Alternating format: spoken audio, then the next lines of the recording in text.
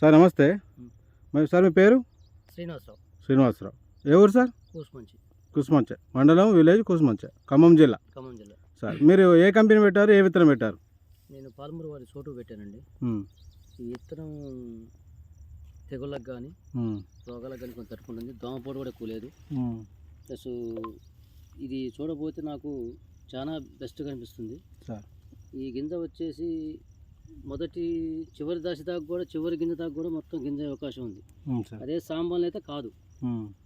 అదే ఇప్పుడు ఇది చోటు కాబట్టి దరికున్న గింజ కానించి పై దాకా కూడా మొత్తం గింజ అవకాశం ఉంది.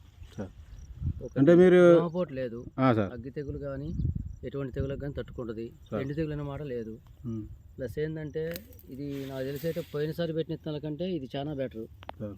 ఇది వచ్చేసి 40 బస్తాలు వస్తుంది ఈజీగా. మీ అంచనా ప్రకారం 40 బస్తాలు వస్తాయి. 40 బస్తాలు ఈజీగా వస్తుంది. ఇదొకటి ఏంటంటే ప్రతి ఒక్క రైతు పెట్టుకున్న సంతోషంగా, పెట్టుబడి కూడా చాలా తక్కువ.